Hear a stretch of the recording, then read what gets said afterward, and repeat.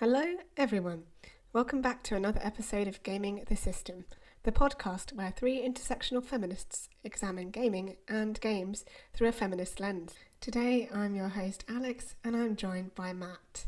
Before we get started, if you want to support us, you can subscribe to our Patreon at patreon.com/gamingthesystem for some exclusive content. Or you can send us a one-off donation via PayPal to our email address wearegamingthesystem@gmail.com. Hello again everybody and welcome to Gaming the System. I've got Matt with me here today and we are talking about the Olympic Games. So not your traditional video game, although there have been video games made of the Olympic Games. This is a type of gaming which very much has a lot to do with women in sport and, generally representation in sport and how that's changed, because it's the 33rd Olympiad 2024 Paris. It's been going since the 1920s. Don't know, we'll have to check on that, but it's been going on a long time, and women were not always a big feature of the Olympic Games. There's a lot of stories swirling around this year's Olympics in Paris. If you were to browse many of the leading sports reporting websites today, perhaps one of the stories that you'd come across is that of, the latest. Let's see. There's one here which might interest you, Matt. Paula Radcliffe apologises for wishing convicted rapist luck. Jesus Christ. Mm-hmm. Oh my God. It is. That sounds like satire. Yes. That sounds like something Have I Got News for You would say. Indeed. It's quite a story. Basically, she's been on the radio, she said some things, and now she very much regrets saying some things.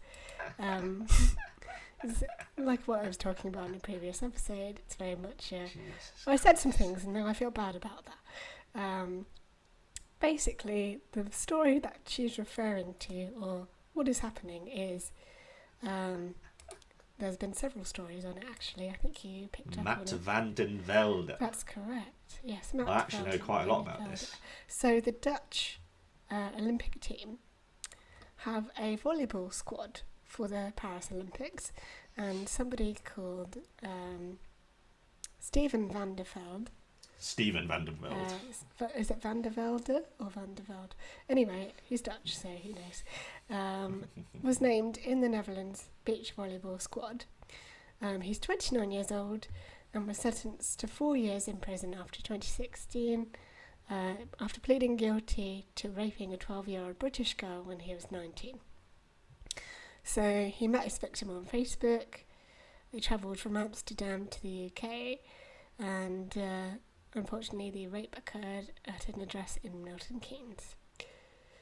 He's resumed his volleyball career after serving just 12 months of a 4-year sentence and was selected in June for the Dutch Olympic team for Paris. Unwilling to specifically discuss another team's selection, this article I'm reading from is the Australian head of the team has said they would not pick a convicted rapist as an Olympian. So basically they're reacting to what the Dutch team have done and saying that this wouldn't happen with Australia. Quite right too, for any country really. Basically he's saying if an athlete or staff member had that conviction, they would not be allowed to be a member of our team. We have stringent policies on safeguarding within our team. So it's saying after his release, Van der Velde sought and received professional counselling. He demonstrated to those around him, privately and professionally, self-insight and reflection, and that comes from the Dutch Olympic Committee. So he's saying that he met the guidelines set by the Volleyball Federation and the organisation's guidelines integrity record, and the International Olympic Committee said the selection of athletes for the Games was the responsibility of individual committees. So really the fault lies with the Dutch Although you could argue the Olympic Committee could just ban him anyway. So his inclusion in the Games has been widely criticised by women's safety groups.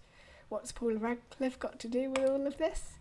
Well, let me continue on this wonderful journey. I shall read you what it says. She's the one who shit herself doing the marathon, That's isn't right. she? Yes. Yes. And now that's that's the second most embarrassing thing she's ever done. Yes, poor Paula. She said she was very sorry, quote, after wishing a convicted rapist competing at the Olympics, quote, the best of luck.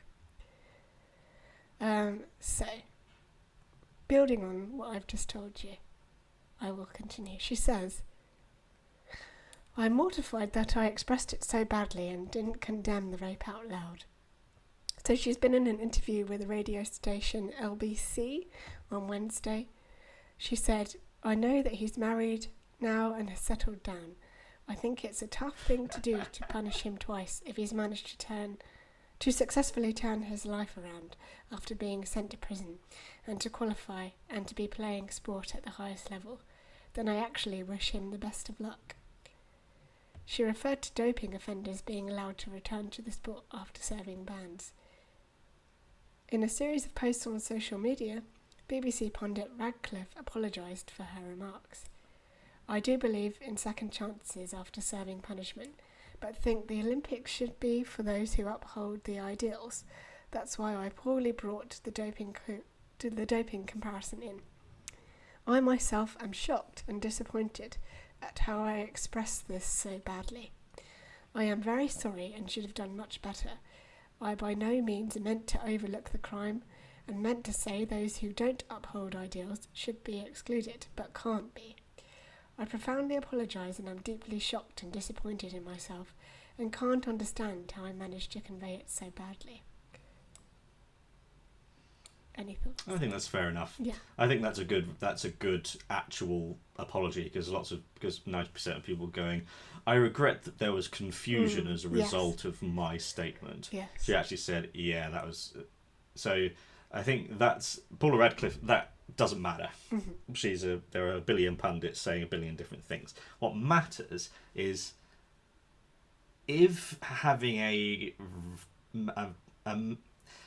there's a podcast called Crime in Sports that did a 2-hour episode about him, and if you go any kind of this, like with any kind of sexual assault, they always go, oh, it was just a mistake off in the past, just a little thing. But then you look into the details of it and you see every single step along the way that is worse and worse and worse and worse. And the depth of that is you need to sit people down and go, right, this is what happened. It wasn't just, oh, I made a mistake, a youthful indiscretion.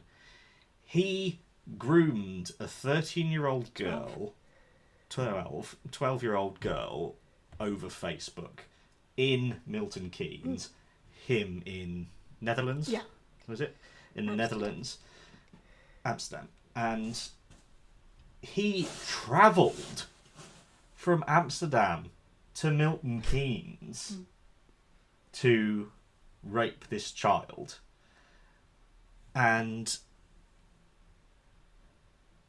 that's one part of it where you go, you should read through that and realise, like, oh, it wasn't just I saw a girl across the room and thought she looked like she was 18 or 17 because he was 20 at the time, and went and said hello 19, and kissed her, and you go, oh my god, what am I doing?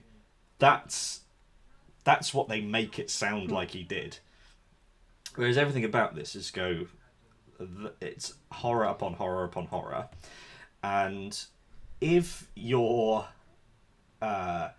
what was it, their standards of like expectations and integrity, if your standards of integrity are met by someone who groomed a child, travelled across the continent to rape this child, if that meets your integrity standards, the integrity standards should change. Yes. And this is such a weird hill for them to die on Yeah. because it's volleyball. He's a random volleyball player, and I agree in like there needs to be the justice system does not work as well as it needs to. No. How it should be is you do something, you get a commensurate punishment, and then you can go on and live a life after that. But when you don't get that commensurate punishment, he spent, 2 years in a very comfortable... 1 year of a 4-year sentence. Yeah, so in a very comfortable Dutch prison. And then comes out and then goes, right, he did the crime and has done the time. He hasn't done the time.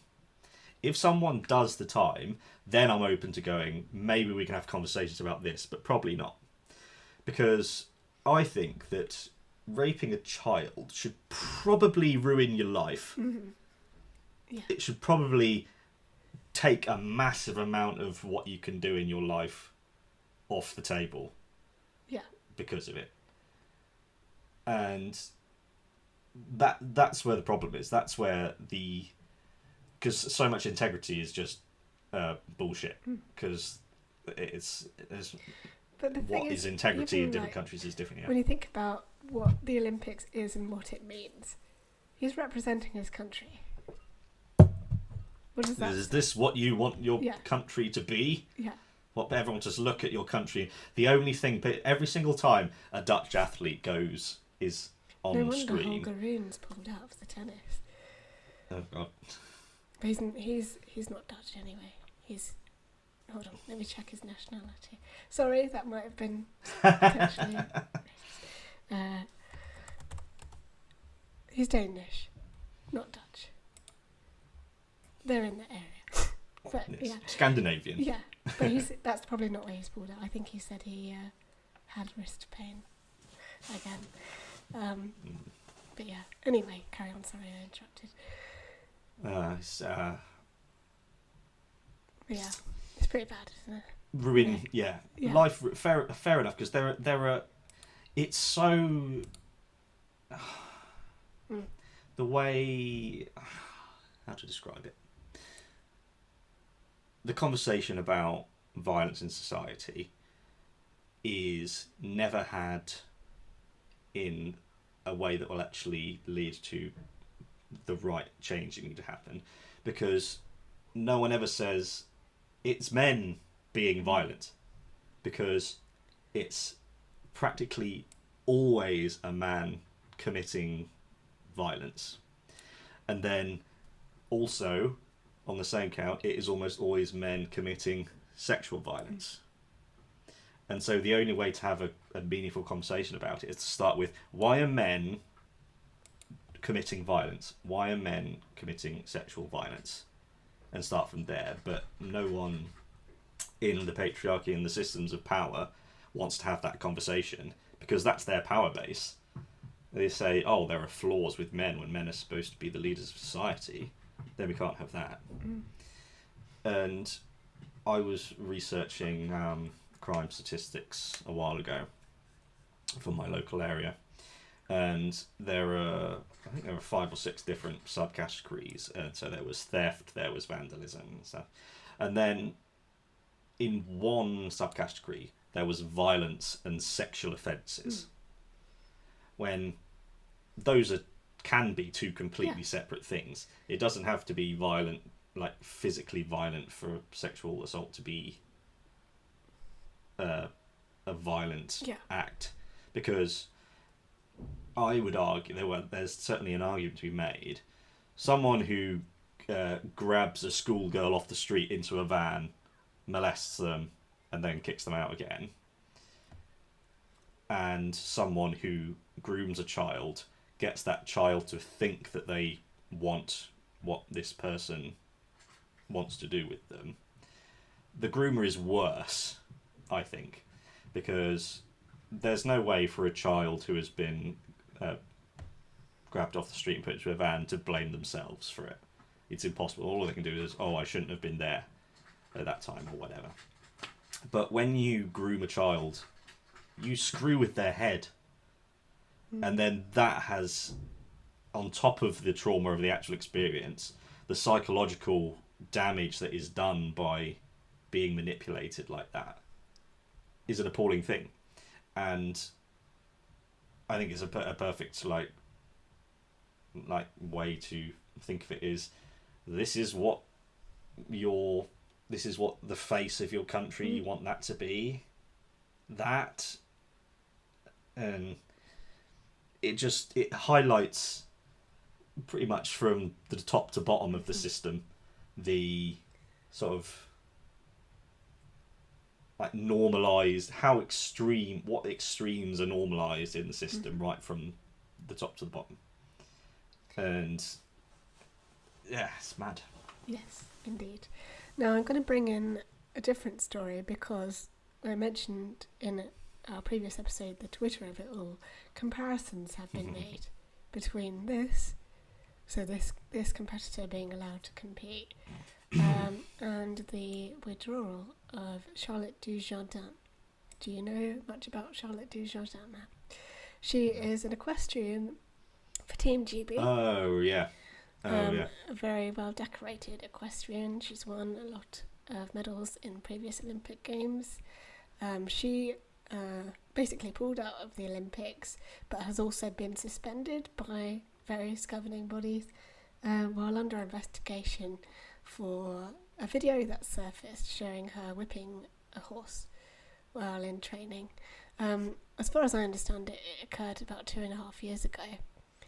And someone else is riding the horse, and she's in the paddock with the whip, and she whips it over 20 times to effectively, what it looks like, get it to learn the routine.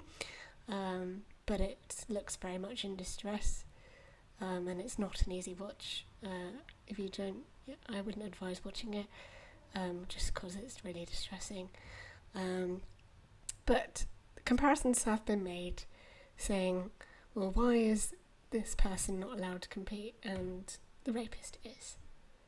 But that's the Twitter aspect, which I don't enjoy very much because you can't really compare the two. And frankly, they probably both shouldn't be competing. Well, obviously they both shouldn't be competing because animal cruelty and violence in sport should never be accepted either.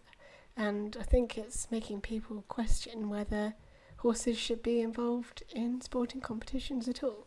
I certainly don't really enjoy horse racing. I think it can be very cruel and inhumane.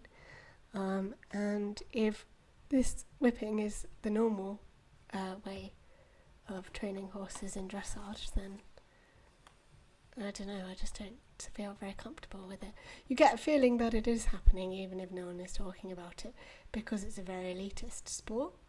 One of the most elitist sports there is. There is any horse-based sport, any equestrian sport, is going to be steeped in classism and elitist behaviour, which usually involves animal abuse of some kind. When we think, if it's anything like fox hunting, not to draw comparisons between the two, but you expect someone who likes fox hunting to have lots of horses and enjoy horse-based sport. So there's lots of questions being thrown up around that, and lots of people saying, oh, well, the person shouldn't have released the video now because it's ruined her Olympics career. It should have been after the Olympics. I don't know. I mean, it's happened. So, yeah. There's so much to unpack here. It's very messy. Yeah. One comparison, so basically something, we boil it down to someone did something that has led to them having consequences for it. So that's where it's the same. There's the perhaps you can talk about it in a moment. You mentioned the difference between how animals and disabled people are treated on flights. Yes. So it seems like if he had hit a child 24 times with a whip, that's different to, so that's violence. Yeah. but sexual violence can't be you can't. You can't equate Sometimes that. there's just violence, and sometimes there's sexual violence. So those two need to be splitted. Yeah. But it's a lot easier to go, oh, he just whipped a child, because that's got nothing to do with men. Anyone can whip someone. There's no gender. That can be passed off as, oh, it's just something that someone did. It has nothing to do with gender. So with this, if it's normal, then normal needs to change. Yeah. And people going, the most hated people by the establishment are whistleblowers, because they're the ones that show the things that the powerful don't want you to see the most. And so this kind of video is a whistleblowing thing. It is. Which is one of the most courageous actions that anyone can do, because the people who they whistleblow against are always incredibly powerful, and they would rather, everything's fine, we're holding up our stands of integrity. And one of the important things about, even though all the downsides that social media has, the means of disseminating information has been seized by the people. So it's much, much, much harder for things like that to stay suppressed. And when they come out, it's a lot easier to go, oh, she did that, rather than, so 20 years ago, no one would have known that. It would have been her rosy reputation. She's great, and look at her. And as animal rights activists get more, then there'd be more propaganda going, look how well we treat our horses. They eat the best hay, and we don't hit them at all. In fact, if you hit them with this stick, it's just more like prodding them, and all that. So the treatment, I would argue that anything that you do to a horse or an animal isn't as important as what you do to a child or a human, because they couldn't be more different in terms of priority. You can't prioritize an animal over a human, and that needs to be the start of that kind of conversation. And it's just such a wild situation. Yep. Yeah. And it save me, Alex. Okay. I don't know what to well, say. there is one more story I wanted to mention, and that relates to some events that are already taking place before the opening ceremony. So you've got things like rugby sevens, archery is happening today, handball's happening today, and also football. Football and rugby sevens started yesterday, and there was a match between Morocco and Argentina in the football, and it was marred by crowd trouble. Essentially, when Morocco went 2-1 up against Argentina, everyone was super excited, and then Argentina, it was assumed they'd scored a goal to level to go 2-2, and at that point the Moroccan fans kicked off, and lots of things were chucked into the pitch, bottles and such, and there was, disruption and uproar, and the match was suspended, and everyone was told to leave, and everyone left, and then the match was completed later with an empty stadium. But it's interesting how football is well known for violence amongst its crowds and rowdy atmospheres, and just generally very misogynistic, horrible places to be. If you're a fan, I'm not a football fan, but I get the impression that football crowds are not easy places to be if you are anything other than a hard white man who likes to support his team and punches everybody.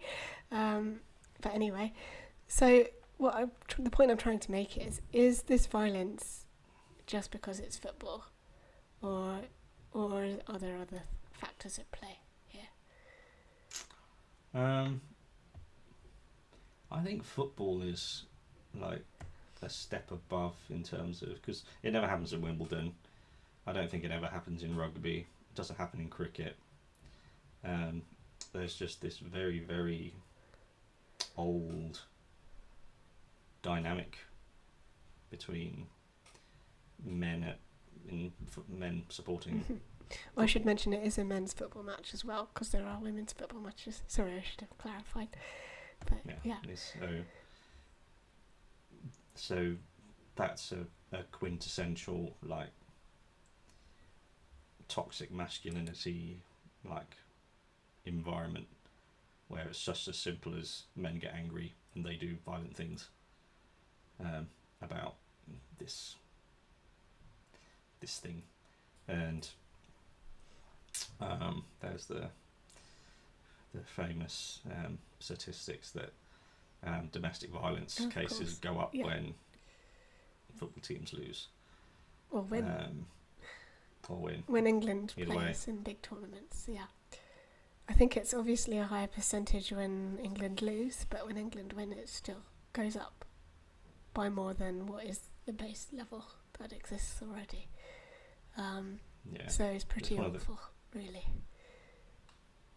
But it's just another place where the normal is so extreme.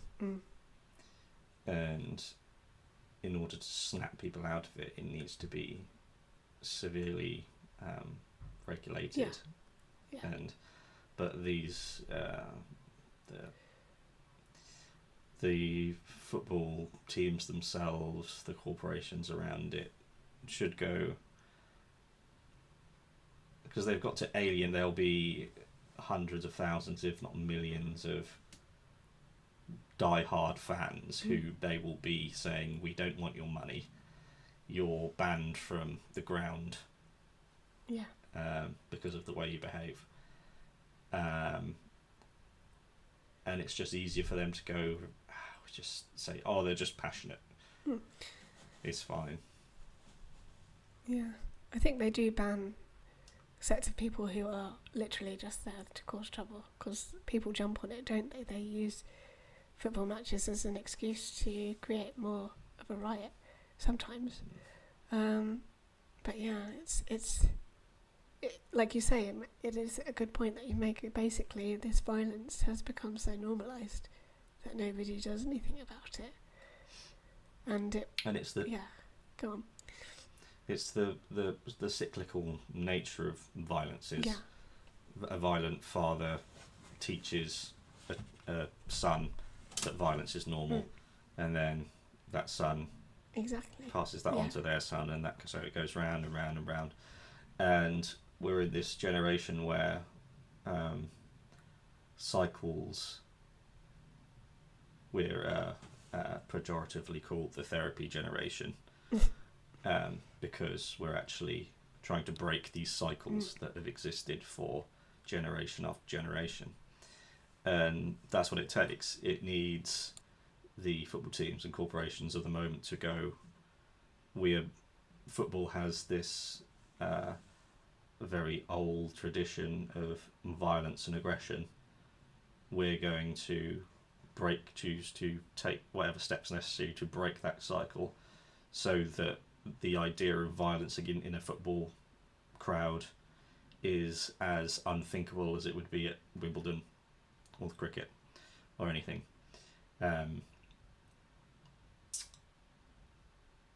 Because that can be done. It's the same with violence in society.